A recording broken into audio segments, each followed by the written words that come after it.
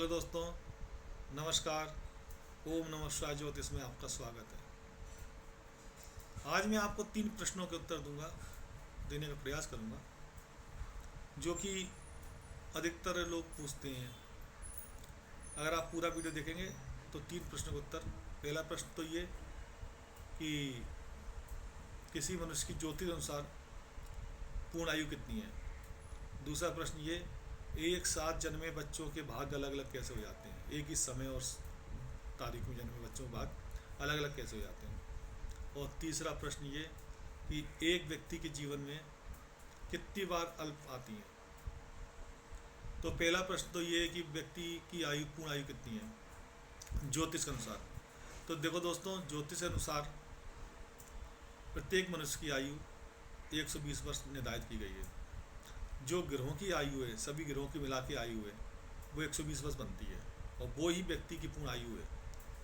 इस आयु तक सारे ग्रह अपने अपने फल व्यक्ति को देते हैं अपने समय पे आके। सूर्य की मानसा 6 वर्ष की है, चंद्रमा की 10 वर्ष है, बुध की 7 वर्ष है, बुध की 17 वर्ष है, मंगल की 7 वर्ष है, गुरु की 16 वर्ष है, शनि की 19 वर्ष है, राहु की 18 वर्ष है, शुक्र की 20 वर्ष है, और केतु की 7 वर्ष है। ये सारी मानसाएं 120 वर्ष मिला के 120 वर्ष बनते हैं। यही व्यक्ति की पूर्ण आयु है, और इसी आयु में सारे ग्रह अपने अपने फल को व्यक्ति के जीवन में देते हैं। अब दूसरा प्रश्न ये आता है कि एक ही साथ जन्मे बच्चों के भाग अलग अलग कैसे हो जाते हैं। तो देखो, ऐसा है कि किसी कुंडली में जातक के में कोई ग्रह उच्च का होता है, कोई ग्रह नीच का होता है, कोई ग्रह मित्र भाव में होता है, कोई ग्रह स्वक्षेत्री होता है अपनी राशि में, लेकिन ना उच्च का होता है ना नीच का होता है, अपनी राशि में है। तो अलग अलग ग्रहों की अलग अलग पावर रहती है। अब जैसे कि आपका भाग्येश उच्च राशि में बैठा हुआ है, और एक दो ग्रह आपके नीच राशि में बैठे हुए हैं, अपनी खुद की नीच राशि में बैठे हुए हैं।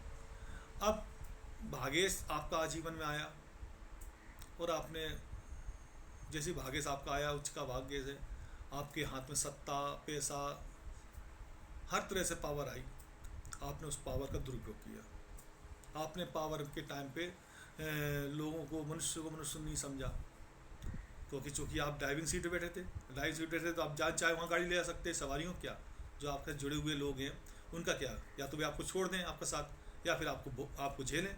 तो इस तरह से आप ड्राइविंग जब सीट पे बैठे, तो आपने हर तरह से लोगों को परेशान किया, और उनको हर तरह से अपने जो भाग्य से उसका दुरुपयोग किया। भाग्य से निकल गया। अब कोई नीच ग्रह आया, तो उस समय आप थोड़ी स्थिति खराब हुई, तो आपने भगवान भजन किया, क्योंकि दुख में सुमरन सब करे, सुख में करे ना कोई, जो सुख में सुमरन करे दुख काहे कोई। तो लेकिन जैसे ही आपका दुख आया, आपने भगवान भजन करना शुरू कर दिया, आपने भगवान का अध्यात्म की तो चले गए। अब जब आपका जीवन, ये शरीर छूट गया, अगले जन्म में आपने जन्म लिया, आपके साथ ही अन्य किसी बालक ने अपने भाग्य से टाइम अच्छे कर्म किए, जब उसका अधिकार पैसा मिला तो उसने दान किया, पुण्य किया, लोगों को सम्मान दिया, मनुष्य को मनुष्य समझा जो दूसरा आपके साथ था। अब आपने अगले जन्म लिया, उसने भी लिया, आपने लिया। तो जो वो ग्रह आपका भाग्य था, जिसके टाइम आपने दुरुपयोग किया, अपने सत्ता और पैसे का, मद का, आपके अंदर अभिमान आया, जब वो आपके जीवन में आपने जन्म लिया, उसकी मासा शुरू हुई, तो आप, या तो उसने बचपन में बीमार किया आपको, या गरीब घर में पैदा कर दिया, उसने उस पूरा फल आपको दे दिया जो आपने उसको दुरुपयोग किया था। और जो दूसरा व्यक्ति जिसने आपके समय जन्म लिया, जिसने अच्छे कर्म किए थे, उसके ग्रह ने जन्म के टाइम में अच्छा फल दे दिया, उसे अच्छे किसी घर में जन्म दे दिया, संपन्न घर में जन्म दे दिया, या अच्छे सचरित घर में जन्म दे दिया, जो अच्छे सचरित वाला घर है, जहाँ अच्छे लोग रहते हैं, उसमें जन्म दे दिया। तो देखिए, एक व्यक्ति के अलग अलग हो गए। एक व्यक्ति तो चला गया अच्छे घर में, एक चला गया खराब घर में जन्म ले लिया। अब वो एक व्यक्ति संकटों को शुरू से उसका जीवन शुरुआत हुई, एक की आरामदायक जीवन शुरुआत हुई। एक बीमार हो रहा है, एक स्वस्थ पैदा हो रहा है। तो ये क्या हुआ, उन ग्रहों की पावर जो साथ में चली आई पिछले जन्म से लगी हुई, उसने अपनी अपनी पावर दिखा दी। अब आप जीवन काल में हो सकता है, जीवन काल में फिर आप संघर्ष करें, क्योंकि आपने जब पिछले जन्म में दुख के टाइम पे जो गिरे था, जब आपने भगवान भजन किया, वो भी तो आपके जीवन में आएगा। अगर आप पूर्ण आयु जाएंगे तो वो भी जीवन में आएगा, तो वो भजन वाला फल देगा फिर आके।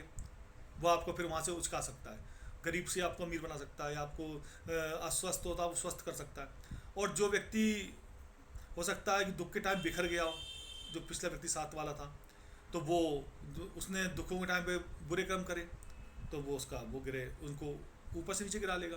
तो इस तरह से पूर्व ग्रहों के जो समीकरण रहता है, जो भोग नहीं पाता व्यक्ति, वो गिरे फिर अगले जन्म में उसको वही पावर के साथ व्यक्ति को फल भोग आते हैं। तो इसलिए फिर एक साथ कई बच्चे जन्म लेते हैं तो उनके फल अलग अलग हो जाते हैं। ठीक है ना दोस्तों। अब तीसरा प्रश्न ये है कि भाई अल्प कितनी होती है एक व्यक्ति जीवन में। भाई अगर व्यक्ति पूर्ण आयु जिएगा, 120 वर्ष जिएगा, तो 4 बार 7.5 ही आएगा जीवन में। और 7.5 का मतलब हो गया उसके बुरे जितने प्रारब्ध, जितने कई जन्मों के जितने कर्म है, वो 7.5 अपने पूरी पावर लगाता है उनको भोगाने के लिए। अगर वो 120 वर्ष जी गया तो पूरे वो पूर्ण रूप से सारे कर्म जन्मों का फल भोग लेगा। अगर उसने कोई गलत किया होगा, अच्छा किया तो अच्छे का फल मिलेगा उसे। वो 7.5 जब आती हैं तब कोई मार्केस अगर आ जाए साथ में, 7.5 के साथ कोई मार्केस गिरे, 7वें 8वें घर का स्वामी या फिर दूसरे और तीसरे घर का स्वामी उसके साथ आ जाए 7.5 के साथ, तो वो उस समय वो अल्प खतरनाक हो जाती है। भाई बीमार हुआ, 7.5 आई, थोड़ा बीमार हुआ, आर्थिक रूप से परेशान हुआ, मानसिक संकट हुआ, सब कुछ स्थितियाँ हुई, लेकिन अभी मार्केस तो नहीं है, तो भाई वो जीवन निकाल लेगा। लेकिन इतने मार्केस भी साथ लग गया तो वो संकटों से भाग गया, शरीर त्याग दिया या कुछ कंडीशनें पैदा कर ली या कहीं कूद गया। तो मतलब ये कंडीशन तब आती है जब 7.5 मार्केस आ जाए और 4 अल्पे शनि बना देता है। अगर आदमी 120 वर्ष जिएगा और 4, तो उसकी 4 बार जीवन में अल्प आएंगी। और लेकिन अगर वो ईश्वर भक्ति में थोड़ा सा काम करेगा, किसी तरह से जो इसको पूजता है उसकी पूजा करेगा, क्योंकि रामायण में राम जी ने खुद स्पष्ट कहा है कि जो मनुष्य जिसको पूजे मैं उसमें उसकी निष्ठा अटल कर देता हूँ। जरूरी नहीं है कि आप किसी पर्टिकुलर व्यक्ति इसको पूजो या उसको पूजो, जिसमें आपकी श्रद्धा है, जिसे पूजोगे, भगवान ने खुद कहा है मैं उसमें उसकी श्रद्धा को अटल कर देता हूँ। तो आपकी जो पूजन होगा, भजन होगा, उससे वो गिरह शांत हो जाएंगे और उस अल्पें आपकी अधिकतर निकल जाती हैं। लेकिन अगर कहीं ना कहीं भजन कम पड़ गया या कुछ पुण्य कम पड़ गए तो अल्प में खतरनाक स्थिति बन जाती है। तो इस तरह तीनों प्रश्नों के उत्तर आपको देने का मैंने प्रयास किया। अच्छा दोस्तों, चैनल को सब्सक्राइब करिए, लाइक करिए और शेयर करिए। आगे में आपको मैं कई अच्छी ज्योतिष जानकारियाँ ज्योतिष संबंध में देता रहूँगा और ज्योतिष ग्रहों के बारे में बताता रहूँगा। धन्यवाद दोस्तों।